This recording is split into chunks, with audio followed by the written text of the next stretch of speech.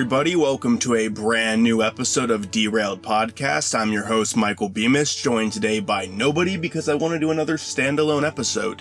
This is actually like take 8, but it's the first take of today. I did like 7 takes yesterday because I kept screwing up and kept going on about certain things too long, or I didn't say the right thing.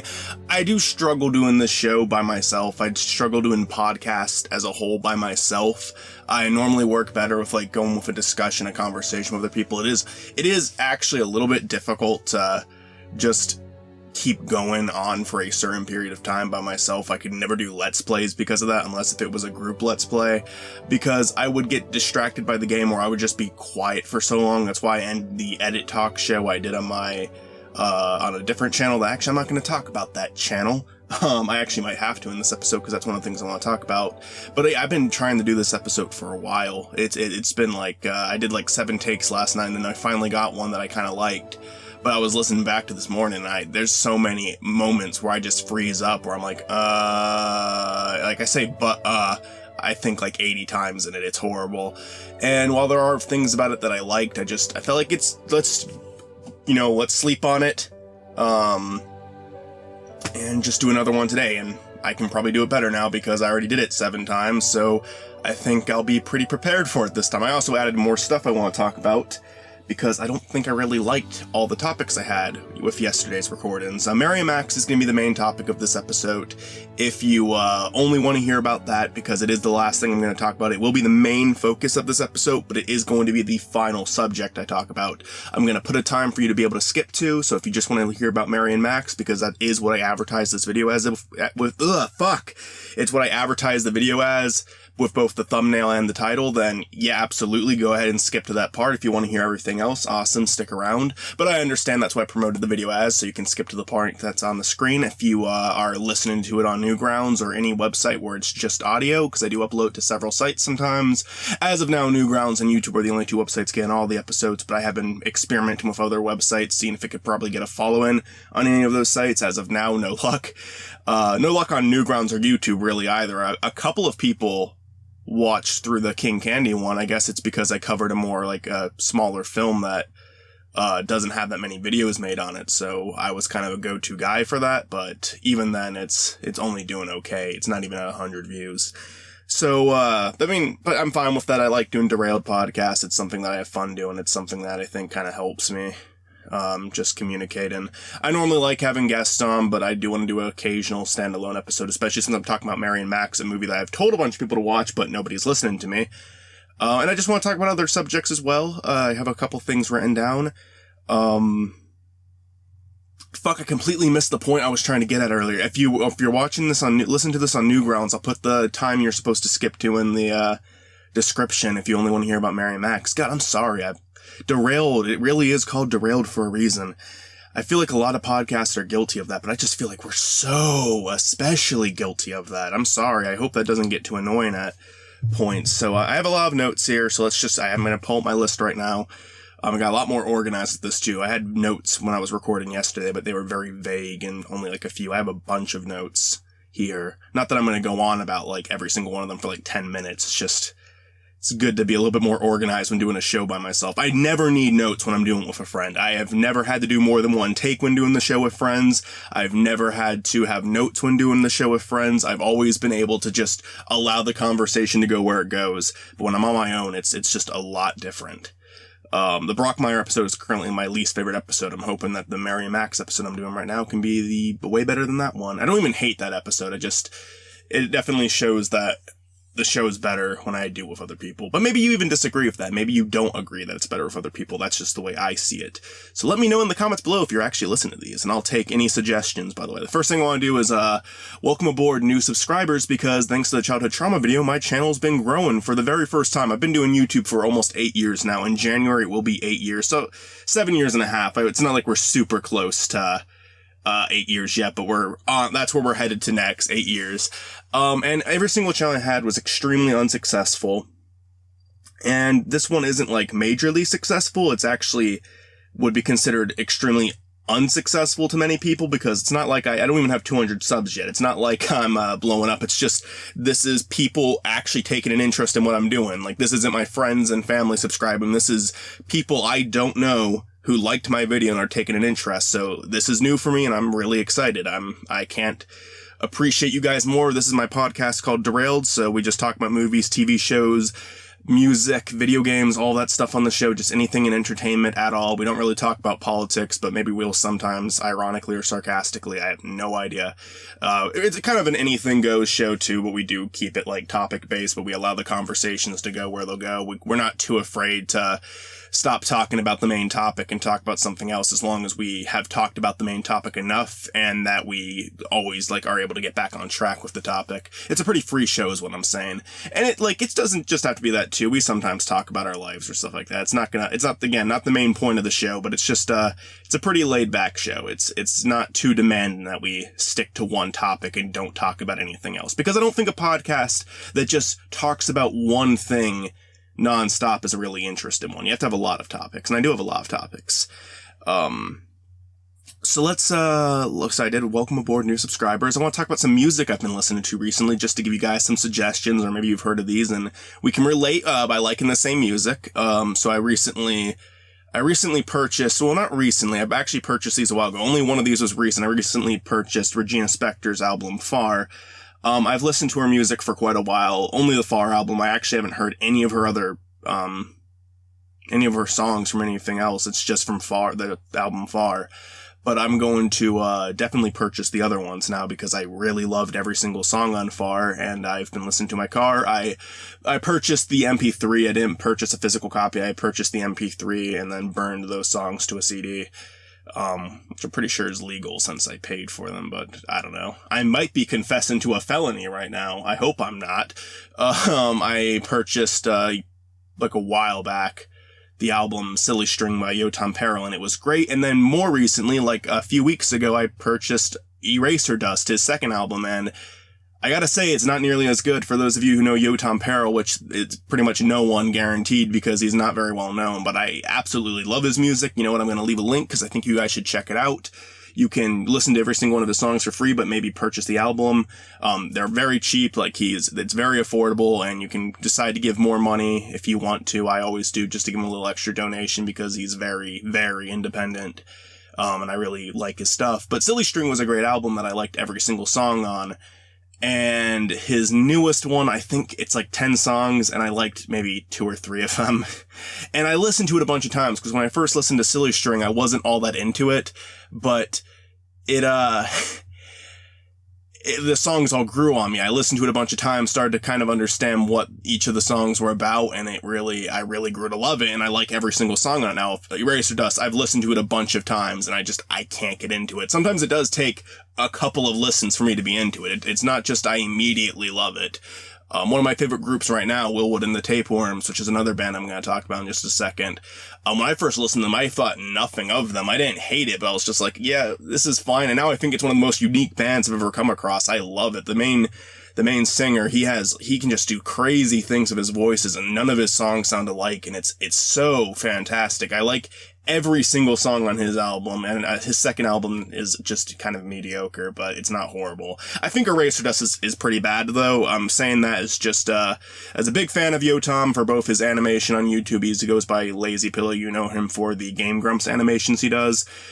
And, but he actually makes some funny stuff on his main channel that you should check out. He does some, live action stuff, and no offense to the Game Grumps. I like a lot of the stuff they do, but I wish animators could be known for more than just their Game Grumps animations. Because that's absolutely what he's best known for, but everything else he makes, literally everything else he makes is funnier. And, he has like a show called Nameless. He does some live action stuff. He used to have a podcast with, Max Gilardi, aka Gilardi. I can't fucking talk today.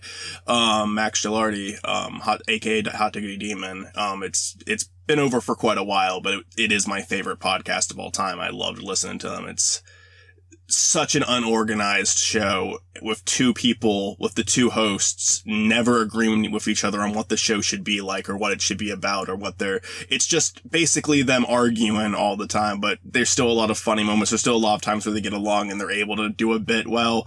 It's so all over the place, but that's kind of why I love it so much. It's almost like an interesting character study, that Weisenheimer's, but I have my reasons for liking it. It is very funny, sometimes intentionally, sometimes unintentionally. unintentionally, but I'd strongly recommend that show too.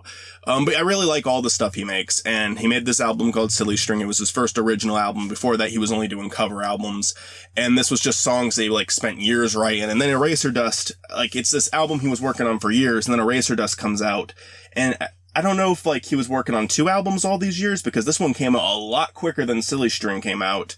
And as a result, I think a lot of the songs weren't that good to me. I listened to them and I really tried to get into them. I just couldn't. The song Particles and Eraser Dust, which is the one that the entire album's named after, those 2 songs I really enjoyed. Everything else, I got so bored listening to it, like, wasn't interested. I kept giving it a chance. I listened to it over and over and over. And I think there's one more song I'm forgetting the name of that I like. There is definitely a third one, but it's one that I just, like, started to recently like. It's a song I didn't like, but eventually it kind of grew on me. None of the others grew on me, so Eraser Dust, listen to the song, see if you like it, maybe purchase it.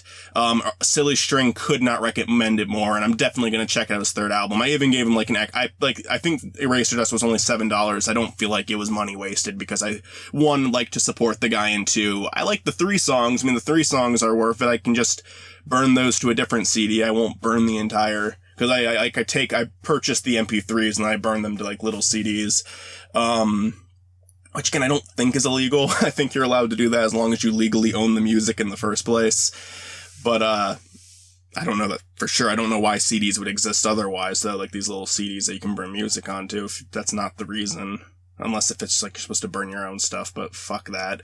But, yeah, like, and it was $7, and I even gave him an extra 3. I paid $10 for it. Give him a nice little tip, because I enjoy his stuff so much. But I was not impressed with Eraser Dust. Willwood and the Tapeworms, they have 2 albums. One is called Everything Is a Lot, which is a flawless album in my opinion. I like every single song on it. And then there's the another one called, I think it's just called Selfish. And I like the opening song and the closing song a lot. And then all the songs in between. I think this album only had 6 songs on it, so it was like 4 other songs. And they're okay. I don't hate any of them, but none of them really stick out like they do on Everything Is a Lot. The only ones that stick out on Selfish is the song Self and the song Ish. It's kind of interesting. The opening song is called Self, and then the last song is called Ish. And they both are basically the same song. It's just one of them is more common, the other one's a lot more aggressive. But I really love it. It was good. It was good music. Could not recommend it more. And yeah, that's the music I've been listening to lately. Just gonna talk about some music on the show, because it's only been movies and TV shows, but let's talk about some tunes. On to the next topic. I recently saw Baby Driver of Gage. I think that was like 2 weeks ago. I wanted to do a DeRailed on that with him, but really I feel like a lot of people are talking about, there's not really anything different I have to say about it.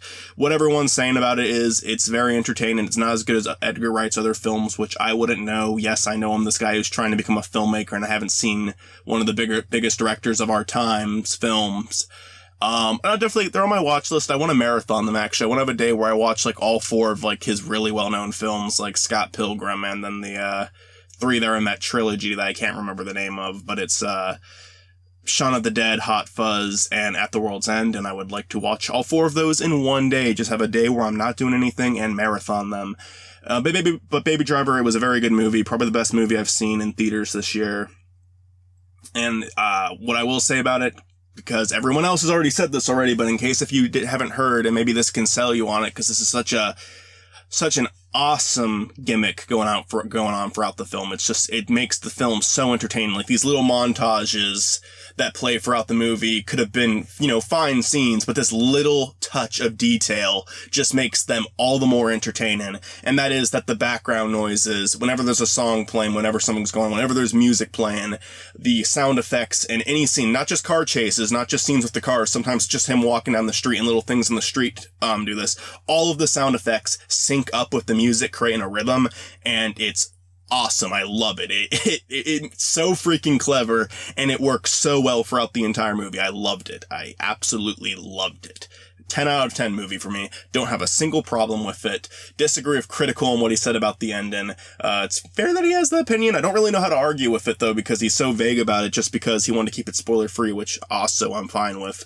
But I'm saying Critical, so people will know who he is, but he's pretty well known online, and he reviewed the movie, and I disagree with what he said about it. But mean, it was a positive review. He just didn't like the ending, but I like the ending just fine. And, yeah. Okay, next topic. Parks and Recreation. I'm only going to talk about this a little bit. I started watching it. I was told that the first 2 seasons sucked. And, but just to stick through it because it gets so much better. And I was like so hesitant to watch it because of that, but I was just bored one day. I was like, okay, I'll watch the first 2 seasons, see if I can get through them. And if I can, I will continue to watch it because apparently it gets better, even better than The Office was. And I like the first 2 seasons. The first 2 seasons are good, but after getting through the 3rd and 4th season and starting the 5th season, I can absolutely understand why, in comparison to the first 2 seasons, why people say it gets so much better, because it absolutely has improved. In the first 2 seasons, it is a very similar format to The Office. It's just the characters are still likable, it's still funny, it still has jokes that are new and aren't just copied from The Office, and it's funny. It's legitimately funny. But it definitely improves, and it definitely becomes more of its own thing. Like, the first 2 seasons absolutely feel like an Office spinoff. Not in a bad way, it's funny, and I think it's okay to be kind of similar to The Office as long as you have original jokes to tell and have original characters to show, which they absolutely do. I'd say Mark was the closest thing to something resembling The Office to me. And he's gone after 2 seasons, which I don't mind. He was pretty boring. Everyone else I like a lot. Tom's a little bit too much for me, but he has his golden moments, especially when he teams up with Jean Raphael. And I have not seen the sister episode yet. Every single time I mention the show to them, they always ask, have you seen the episode with his sister yet? Because apparently it's going to be something great. I feel like it's being built up for me, and it's not going to be as funny as everyone says it is, but I'll have faith that I am wrong about that. That's just how it is all the time. Everyone builds something up and it never lives up to expectations. But it's Parks and Recreation, so I guess I'll trust it for now. And, but it gets so good. The 4th season was so excellent. I loved it. It was funny. It was heartfelt. It, actually told a story. Fantastic. It absolutely pays off to keep watching the show. If you, aren't really that into the first 2 seasons, it definitely pays off to keep watching. And the first 2 seasons I don't think are bad. I think people who say it's garbage are wrong. I agree it's like The Office, but I don't even think that's a bad thing per se, as long as it's good and has its own characters and has its own identity, which does to an extent. Definitely does feel like The Office. You're definitely going to be reminded of The Office if you watch The Office in the first place. But it's good from the start, in my opinion. I saw, BoJack Season 4 got announced. That's just another show note. I'm definitely going to do a DeRailed on Season 4. I talked to Cody about it. I'm going to do it with Cody when it comes out, because he's someone who's been watching the show as long as I have. I got Zachary on it recently. I know I'm saying all these names expecting you guys to know who they are. They're just good friends of mine on the internet. I've been doing stuff with them for years, but again, I'm just now kind of getting recognition, so probably none of you guys have been introduced to Zachary or Cody yet, but I hope if you guys stick around and keep watching this channel, you'll get a chance to meet them, because they're awesome dudes. And yeah, so I'm definitely doing the podcast with Cody, and I'm excited for that. We're going to try to binge it and record it within the same week the season comes out, because I really want to be able to be early to the party, so it's not like we do our podcast on it a month after it's released and everyone's already talked about it. Want to be kind of fresh to the party with it.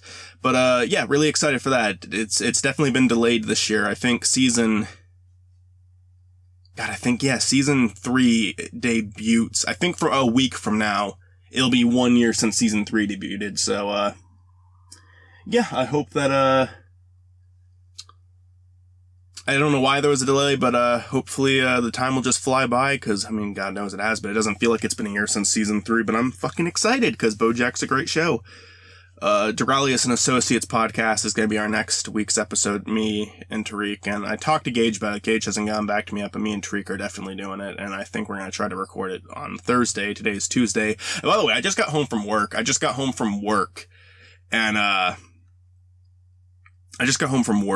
started recording this, which kind of goes into my next topic. I work for a little company. I edit videos for them, just for people who want to get to know me better, because again, this channel's just, getting started. I'm a video editor / videographer. I do videos for people. I love doing stuff for YouTube, but I work for a company 2 days a week, and I also do a lot of side jobs like weddings and helping people with their films, and I'm paid to do it, and it's a lot of fun. Get to do that. I was able to actually pay for my second semester of college, because I don't remember exactly what it was like. My parents said that they were able to help pay for my first semester, but after that I was kind of on my own with that because they didn't have the money, which was fine. I mean, I think it's cool. We got turned down for financial aid for reasons I won't go into, but, so yeah, I was rejected financial aid and had to pay myself for my first semester. Luckily it was community college and doable, but I was, it definitely helped me out a lot having this job. But I want to talk about work guilt. this isn't like a very serious topic, but like I always have like a little bit of guilt during the summer, because during the school year it's perfectly fine. I'm about to go to university now. I did 3 years of community college. Yeah, I was a little slow with a few classes. There was a few required ones I forgot to take, so I had to stay an extra year, and I kind of split them up anyway because I was working a lot around that time. But I only work 2 days a week now. And during the school year, that's perfect. 3 days at school, I can do a lot of my homework during the weekend, and I can have 2 days of work to make some extra money. And that's perfect. And then occasionally have a client job, but I don't take too much client work during the school year. And now it's summer though, and I don't have any client jobs until the end of the summer. I have a bunch of weddings, but they get called in ahead of time, and they're all like in September and August. So I have like all of this spare time, which is you'd think it's a good thing, and it is, but I often procrastinate with it because I'm trying to figure out what's the best thing I could be doing with this time, because I want to put time into making videos, but at the same time, there's a little bit of guilt there because it's stupid, I know, but like I know all these people who are working right now, like they're working almost every single day, friends of mine, family of mine, and then I just have all this time off, and I'm 21, I should be working. And it's like this guilt I feel. Like we go on a vacation, everyone there I feel like has just earned it by working their asses off, and for me it's like, yeah, I work 2 days a week and then just enjoy the rest of my time. Like I work 5 days off a week. That's what it is like for me, like in the summer, and that sounds awesome, and at first it kind of is, but after that you start to feel, man, I'm not really doing enough with my time. I do put a lot of it towards editing videos, but I spend a lot of it also procrastinating, not because I'm like, I'd rather watch a TV show or I'm just being fucking lazy. It's because I'm trying to think, okay, where should my focus really go? I'll have days where I'm just trying to figure out what the fuck I want to do, and I won't even do anything as a result. And that's just because I feel fucking guilty about it sometimes, which is stupid because that's actually holding me back from getting shit done. And YouTube actually has finally paid off though, because I do have a job this weekend. I do have a client job this weekend because someone hired me to help them do a pilot, which I won't go into what the pilot's going to be about at all because, that's confidential between us right now, but I'll definitely promote it once it's out there. He's making a show and he wants to pay me to shoot it and edit it for him. And I've talked to the guy and I really like his idea and I'm looking forward to working with him. We're meeting up this Friday, gonna meet at Dunkin' and just talk to each other, have a coffee. I'm gonna show him some of the equipment I have. And I'm really looking forward to it because he actually seems to be like very ambitious with this idea and I think it'll be fun. I think that he seems to actually understand what he's doing. So I'm looking forward to being part of it. Because I do have clients sometimes, and they're all great people, and I would never insult any of them. I would never insult a client, because I understand, like, sometimes, like, this is a foreign field to them, and that's why they're hiring people to do it, but they, like, have no idea what they're doing. And as a result, it just becomes complicated when it comes to working with them. Because they'll assume I can do something, or they'll assume that they'll make assumptions that make the job harder. That's all I'll say. I won't go into it. I would hate for one of them to watch this and be able to piece together that I'm talking about them. I don't think any of my clients know about this channel. I don't want them to. I have a few of them on Facebook though, but they are clients I don't work with anymore, so. But none of them, the ones on Facebook anyway, if any of are listening, you're not the ones I'm talking about. But again, I've only had one bad experience with a client before. But I'm getting off topic, derailed, haha. We're so far into this episode, I haven't even talked about Mary Max yet, but I really like how this episode's going. This is just gonna be an extra long episode, I guess. It's just getting a lot of steam off. It feels good. It feels good. I'm embracing this episode. So I haven't like froze up at all, and I like that. I mean, maybe a little bit, but nothing compared to what yesterday was like. So I always have that guilt, but I do have this job coming up, so that'll take up a good bit of my time, and I'm looking forward to that.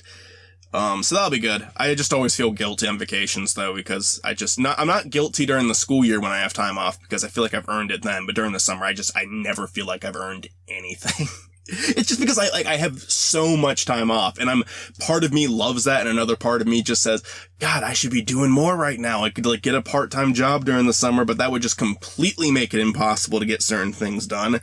And I don't know, maybe I'm making decisions right now that I'm gonna regret a lot. I'm definitely gonna regret how much I procrastinate, but, I don't regret making YouTube videos. Because that's what I was going to say, is the YouTube videos finally paid off because the person who hired me to do a pilot has seen my videos, on a resume channel. I upload some of them to a separate channel. I haven't seen anything on Slate's side of my older channels. Only the videos that, from the older channels that I re-uploaded to this resume channel.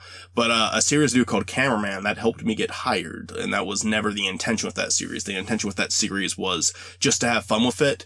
But it got me a job, so I guess the YouTube stuff isn't, completely pointless, if we're looking at it that way. It's never been pointless because it always gave me experience, even when I was young and didn't really know what the fuck I was doing, and even now I don't always know what the fuck I'm doing. But that's cool. That's cool. I'm happy with that. I'm happy that it wasn't all pointless. Just the fact that I'm getting paid to help make a pilot of someone, that's good. That's excellent. So that's cool.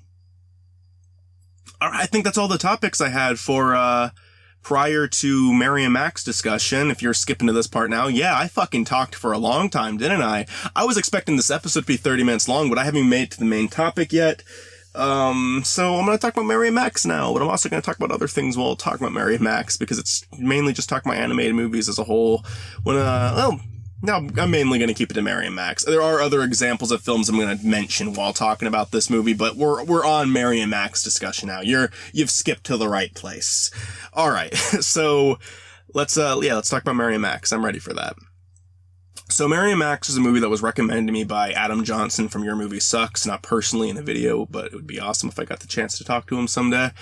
And I think it was like his 2010 or 2000, no, it was 2009, his 2009 top 10, where for his top 10s, you gotta really appreciate them because he watches everything and they come out a few years late.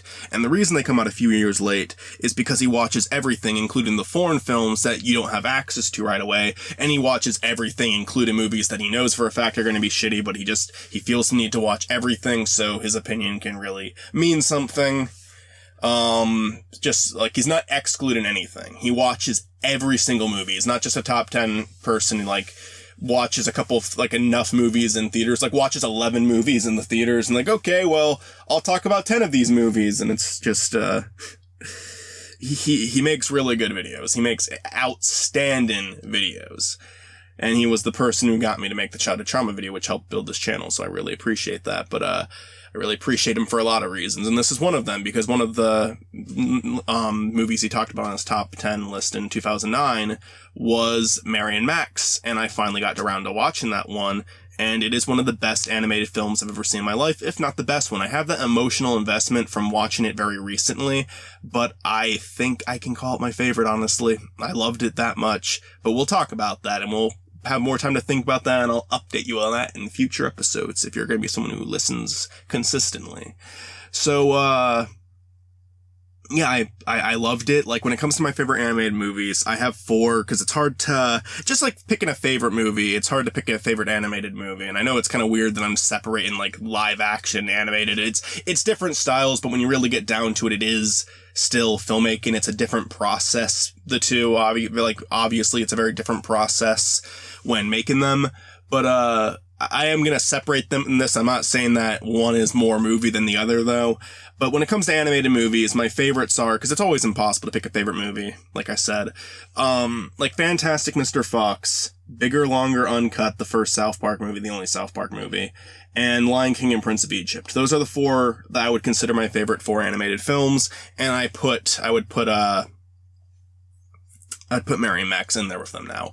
With, and like all of them kind of go in like a different category though, like Lion King and Prince of Egypt, I still love them, but without the nostalgia factor, I don't know if I'd love them nearly as much. I adored them as a kid, I look back at them as an adult, and I still really enjoy them. I still find them to be very entertaining and well-written movies with great songs, beautiful animation, very good voice acting, and very little to criticize. I do have my, like, little problems with them, but I still think they hold up as two of the greatest animated films ever made. But, again, without that nostalgia factor, I might not enjoy them as much, but, there's movies that I did watch as a kid that I think are pure dog shit now, and I don't think that about those two movies, so I'm gonna say that they're probably still really good.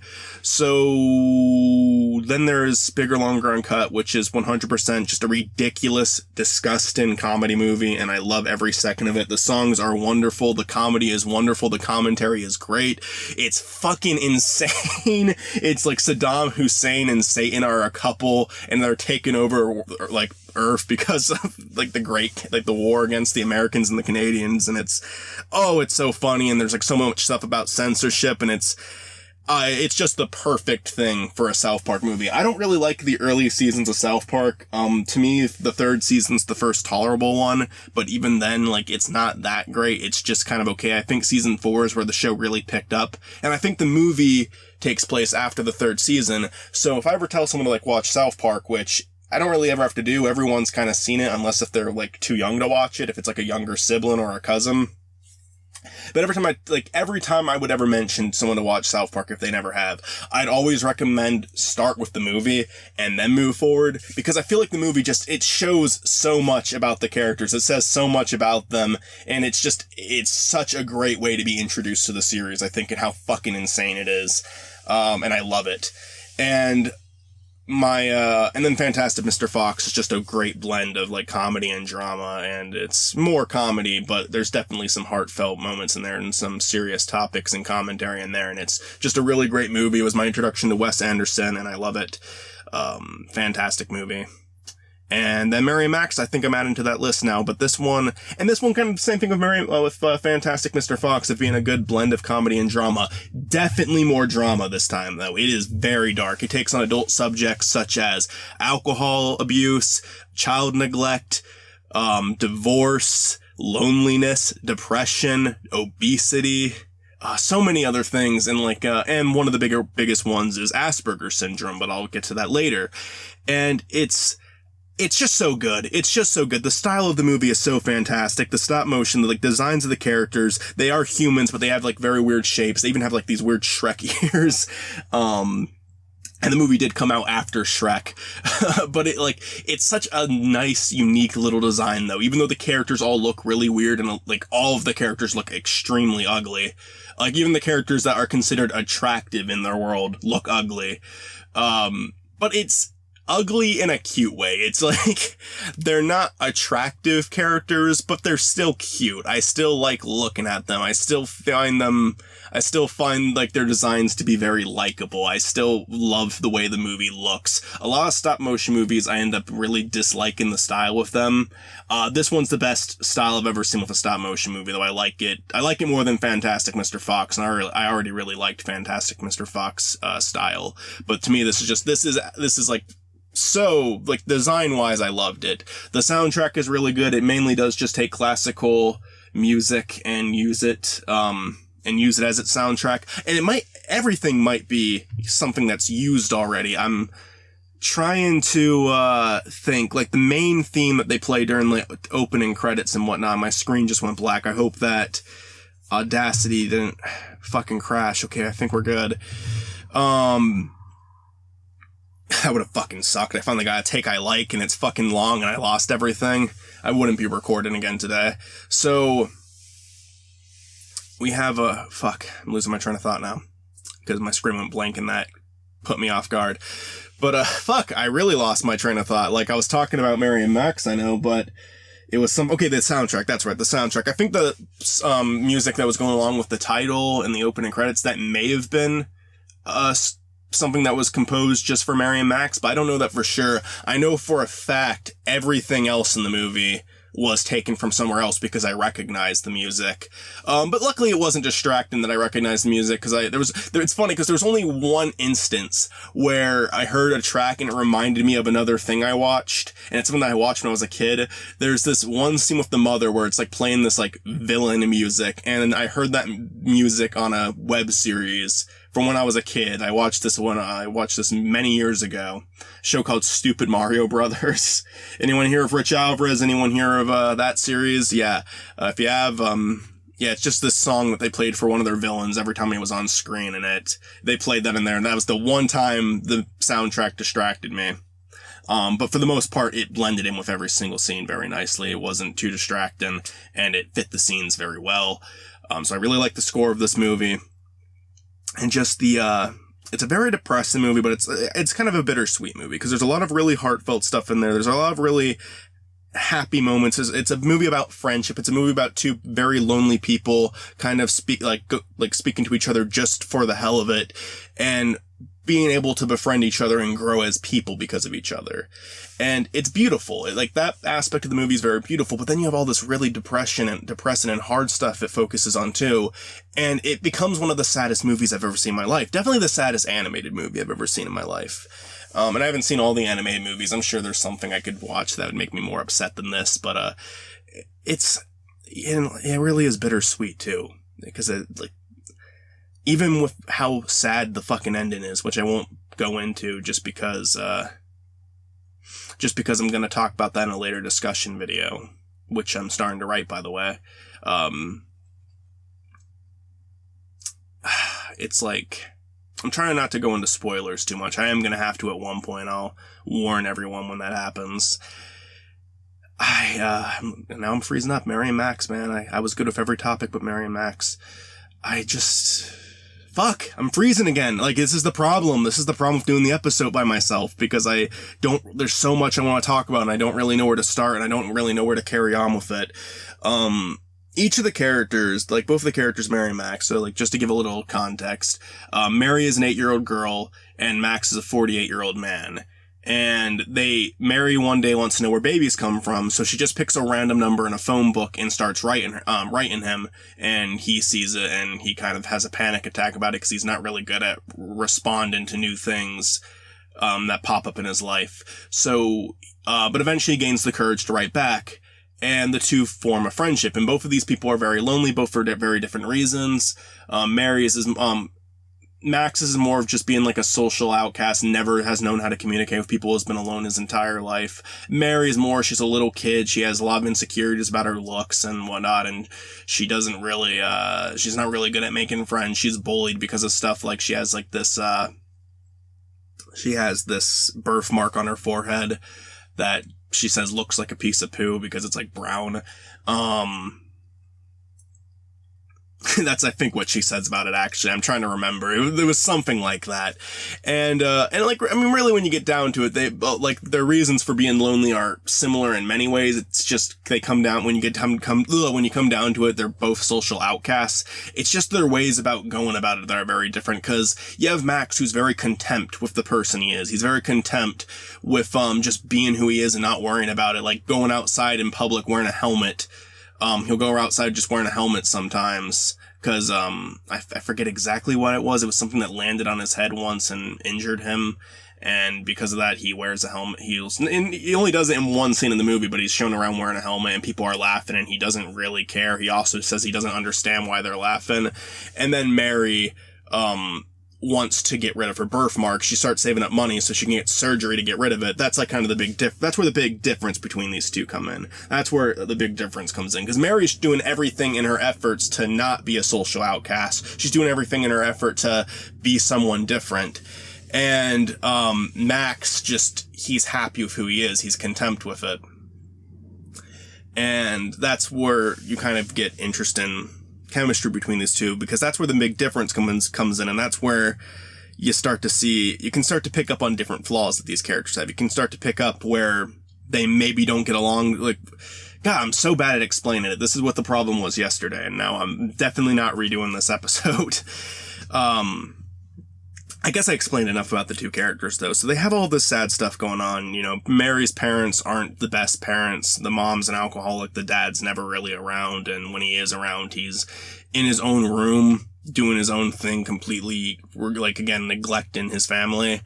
And they're not horrible to her. They're not abusive to her. And like when her birthday comes, like, you know, cause there's a scene where she has a birthday party, like, you know, the mom makes her a cake, the dad gets her it's like, it's not like the parents aren't loving at all. Although the mother does call her a mistake in the movie.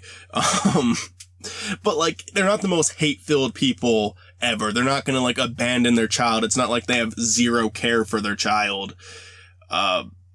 But they are neglectful parents. They are parents that have definitely made a lot of mistakes and definitely aren't fit to be parents. But in the end, Mary loves them and they love Mary too, it seems. Even though there's some things that would argue that. And then you have Max, who just has, you know, his own problems, his own loneliness. He's obese and he's continuing to gain weight, and it's absolutely okay to have a little bit of weight on you. You don't need to be a fucking supermodel, but there does come a point where it becomes bad for your health and you start taking years off of your life where you know what, like people always talk about the whole, you just be happy with your body thing. If you're doing serious damage to your health, I would say it matters. Because that's me. Like, I'm overweight. It's very easy to see if you watch my videos, and I've been desperately trying to lose weight, and I've actually been succeeding again now. I've been, like, on a really, really strict diet. And it's not because I'm ashamed of being fat, though, to be fair, I wouldn't mind not being fat. Like, I'm not, again, not shaming anyone who is overweight. I don't think there's anything wrong with having a little bit of weight on you, but it's just, it makes it to a point where it's bad for you, and if you keep going that way, I'm like, if I keep going the way I was going before, I'd probably die in my 40s. You know, that's horrible. You don't want to live I don't want to have already lived half of my life. So that's where, like, why it's a problem in this movie. That's why it is an actual problem that Max is trying to overcome, but he's kind of content with being fat too. It's just other people are telling him he shouldn't be that way. He's kind of fine with it, which I guess is fine. If you want to go through your life and, you know, live to the age 40 something and die, that's your call. Go right ahead. I can't understand why you'd want to do that. But if that's your lifestyle choice, that's your lifestyle choice. But yeah, it's just these problems that all these characters have. And I completely understand, I'm saying the wrong thing. There's like this dark stuff going on in these characters, but they still maintain this innocence, both of them. Even though there's all this fucked up shit happening around them, and there's all this depression and loneliness that they have to face, they have this innocence to them, and it kind of sticks with them throughout the entire movie, especially with Max, which is funny since Max is the adult. And I'm freezing up again, I'm sorry. It's what makes them very likable still, because they have all this bad stuff going on, but they're still able to make jokes, they're still able to have laughs, they're still able to, they don't look at things so poorly. Like, you would look at Max's life and you would think that he has the most depressing life ever, but really he's kind of happy with himself. He could be happier, but he doesn't have these big life goals. He's okay with a more simple life. And he's okay with not having that many friends. He's happy to have Mary. Like, that was one of his goals in life, was just to make a single friend. And he has that now with Mary, and he's kind of okay with that. I guess now is where I really need to get into spoilers, so spoiler alert. Because Max has, if I haven't made it obvious enough already, I kind of hope I haven't spoiled too much already with this episode, but I don't really feel like a lot of people who haven't seen this movie are going to be that interested in listening to it in the first place. But Max has Asperger's syndrome, autism. And he's, like, that's another thing he's completely content with. And the thing that makes it so interesting, this is a movie that takes place, I think, in 1978, and that was a time where Asperger's was something very new. It wasn't something that people understood yet. And as a result, people said that he had, like, this insane mental disorder. He was mentally insane. There's something wrong with him. He needs to be put into a mental institute.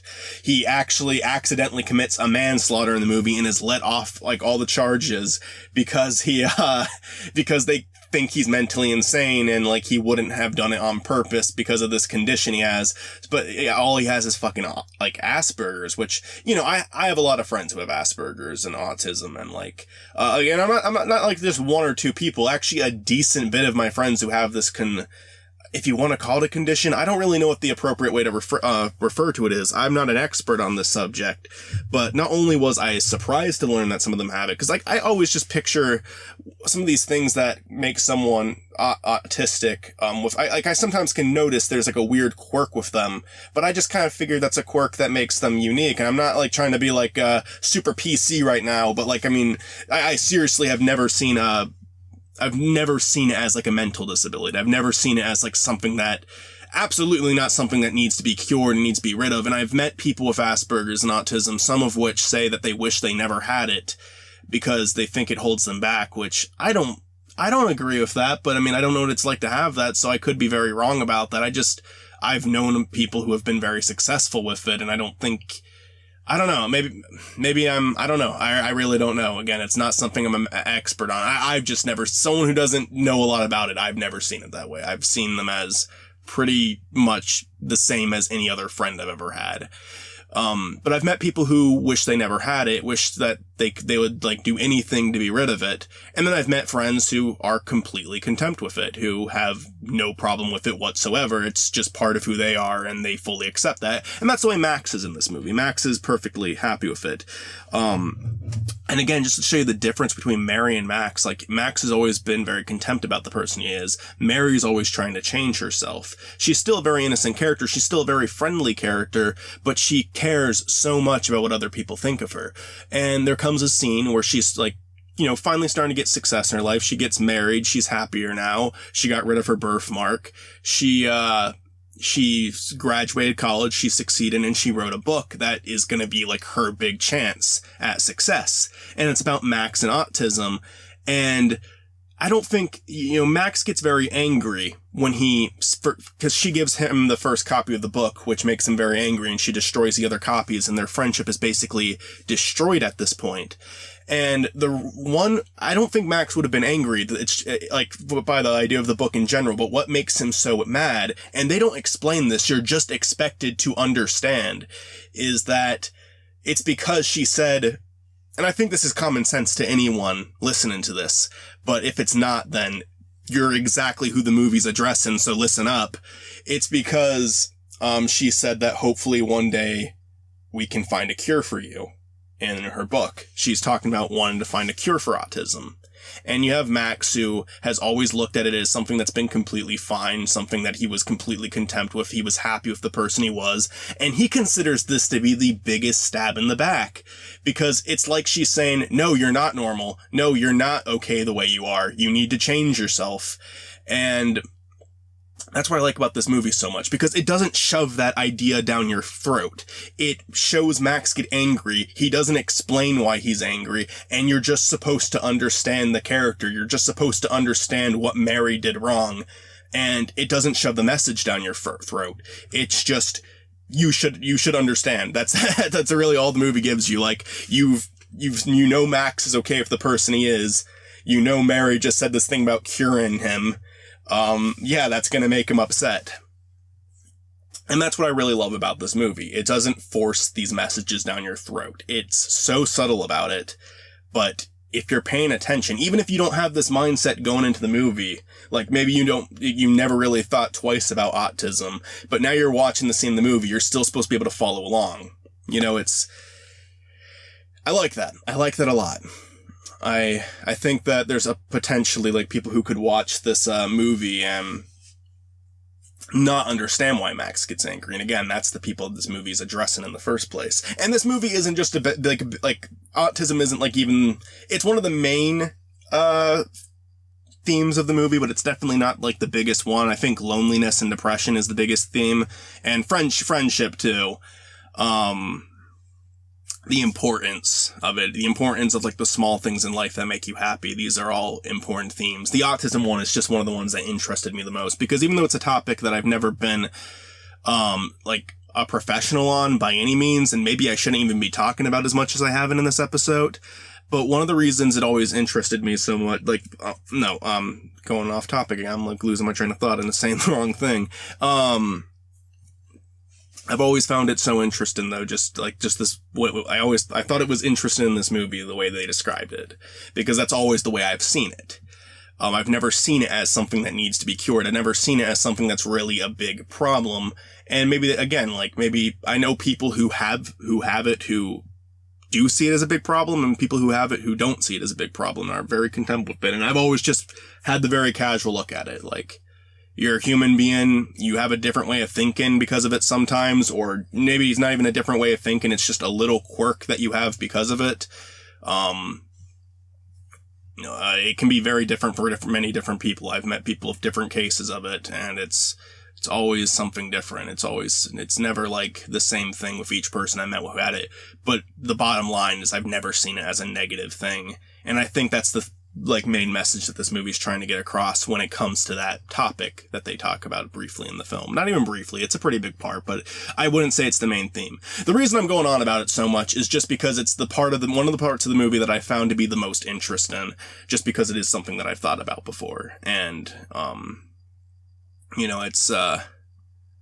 it's just, I personally don't think there's anything wrong with it at all, and I'm glad that the filmmakers don't either. I don't think it's something that needs a cure. I don't think it's something that makes someone really that much different from any other human being. And I'm not just saying that to be PC. I'm not just trying to state the obvious. I'm not just trying to be one of those guys who's doing like, yeah, I think racism is bad, rape is bad. Like, I'm not trying to state the obvious. It's a genuine conversation with people sometimes, and sometimes people don't really know how to talk about it. And I don't even know if I don't know if what I'm saying could upset anyone. I don't think so. I think I'm being pretty respectful, but, that's just, I don't know. I kind of like the way they talked about it. I like, To the Moon and this movie are two movies that I think took a very interesting look at it. And I just think it was something that I kind of wanted to talk about. And if I sound like a fucking idiot, feel free to tell me in the comments below, and I will try to improve myself. This is, again, like, I probably rambled too long. If it weren't for the fact that this episode was almost an hour long, I might restart it, but I'm not going to, and I'm just going to hope that people can understand where I'm coming from. I know I'm repeating myself a lot. I know I'm not saying exactly what I want to say, but that's just the way I am. So I'm sorry. That's really all I had to say about it, though. Like, it's a beautiful story with these two characters. It's a beautiful story about two people who are lonely and just start becoming pen pals, and how just a minor thing that makes them a little happy and makes the days go by a little easier becomes the most important friendship either of them have ever had. They become the most important people to each other. Because, Mary goes for a lot of loss in the movie, and Max has no one to begin with, and they're just kind of always there for each other, and it's beautiful. And I really like this movie. And it's really funny too, by the way. It's not like, it's really depressing and dark in a lot of areas, but I mean, it has a sense of humor throughout the entire thing. It doesn't ever drop the sense of humor completely. It always stays there, and it's super funny, and I love it. I think it's funny. I think it's well written. I think the voice acting's really good. The animation style I love. The music's really fucking good. The story's really good. The build up between the two characters is really good. The development between them is really good. The commentary this movie has is really good. Everything about it is really good, and I think it is my favorite animated movie of all time. I just think it's excellent. And maybe I do a better job expressing that if I had someone to talk about, but nobody would watch the movie when I recommended it to them. So just kind of hear about myself doing it now, and I could not recommend this one more. It has such balls. If you haven't watched it yet, definitely check it out. And I think I'm gonna end it there. I think I said everything I wanted to say about this movie. I know I said everything I wanted about the other topics. This is a hard one for me to cover by myself. I apologize. But I could not recommend it more, and please check it out, because if you haven't yet, you're missing out. It's a very underrated film. Very underrated. Not a lot of people have heard of it, and it needs to be seen. And I guess I want to just say this too. I'm not just saying that because it has like good commentary and it has good moral beliefs. I think a movie like, I know I talked about the whole Asperger's thing so long, so I'm just really trying to make that clear. I would never go and like praise a movie just for having good morals, having morals that I think are correct. There's movies that I like that I don't think have good morals. I think it really comes down to the quality of the film. I just wanted to say I appreciate the way that they looked at that, because it was interesting to me. I'm not like saying that they're such wonderful people for saying this thing that I consider consider to be obvious. I'm saying that it was an interesting outlook at it. It was an interesting, subtle way to do it. I just really want to make that clear that I would never go and praise a movie just for having good morals. It's good all around. Everything about it is good. Okay, I'm rambling. I hope you guys enjoyed this episode of DeRailed Podcast. Next week, I'll be doing one with Gage and Tariq. Well, maybe just Tariq, hopefully Gage too, on Duralius and Associates. And hopefully I'll have more guests on, like Nick and Fred really need to be on the show, and I'll have more, guests as time goes by. It's mainly just been Gage and Tariq coming back, and we had Zach in the last episode, but I'm hoping to get more and more guests on. I'm hoping not to do too many more episodes by myself, because my God, do I ramble on and repeat myself a fucking lot. But thank you for listening anyways. I really hope you enjoyed this, despite some of my rambling and again repeating myself, which I just said seconds ago and did it again to fucking prove my point. But just thank you so much for listening. If you really listened to this whole thing, because my God, you've been listening for almost an hour now. This is the longest episode of the show I did. I did not mean it to be this long. It was supposed to be like 20 minutes, but it's almost an hour now. But you know what? I was able to talk about everything I wanted to, and probably repeated myself a lot. Fucking 3 times there. So, I'm going to end the episode now. Thanks for watching. Peace out. Have a good day, night, or whatever time you're watching this video.